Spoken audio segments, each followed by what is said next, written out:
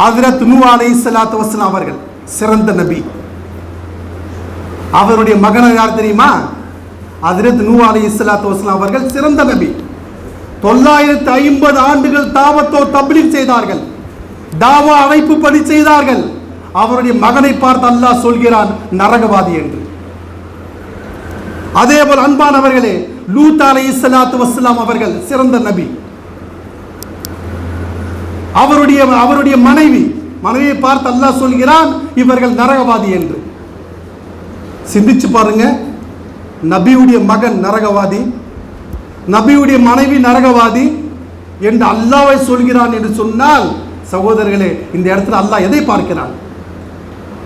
அதே போல ஃபிரௌன் யார்? மிகப்பெரிய ஒரு கொடியவன்.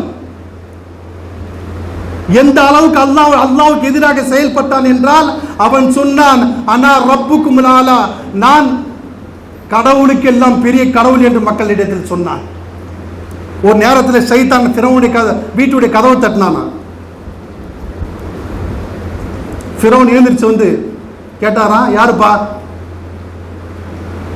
அப்ப ஷைத்தான் சொன்னானா, ஏண்டா கடவுளுக்கெல்லாம் கடவுள்னு சொல்ற, கதவுக்கு பின்னாடி யாரு இருக்கான்னு உனக்கு தெரியாதா? நீ எல்லாம் ஒரு கடவுளா என்று ஷைத்தானை கேலி பண்ணிட்டு போனான் ஃபிரௌன்.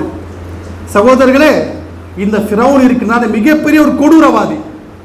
ஆனால் அவருடைய மனைவி ஆசியா அம்மையார் அவர்கள், ஆசியா அலைஹிஸ்ஸலாத்து வஸ்ஸலாம் அவர்கள் சொர்க்கவாதி என்று அல்லாஹ் சொல்கிறார். நபியுடைய மனைவி நரகவாதி, நபியுடைய மகன் நரகவாதி, ஃபிரௌனுடைய மனைவி சொர்க்கவாதி. எப்படி? காரணம் என்ன? வித்தியாசம் என்ன? அவரிடத்தில் ஈமான் இல்லை, இவரிடத்தில் ஈமான் இருந்தது.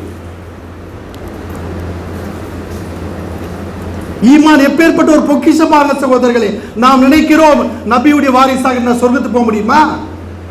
நபியுடைய மனைவியாக இருந்த சொர்க்கத்துக்கு போக முடியுமா?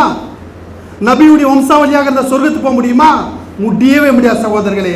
அவர் எடுத்து அல்லாஹ் பார்ப்பது இது என்று சொன்னால், அவர் எடுத்து ஈமான் இருக்கிறதா என்று பார்க்கிறான். ஈமான் இருந்தால் சொர்க்கத்துக்கு அனுப்புவான், இல்லைன்னா யாராக இருந்தால் நரகத்தில் வீசுவான். இப்ப தெரிகிறதா ஈமானுடைய பவர் என்ன என்று?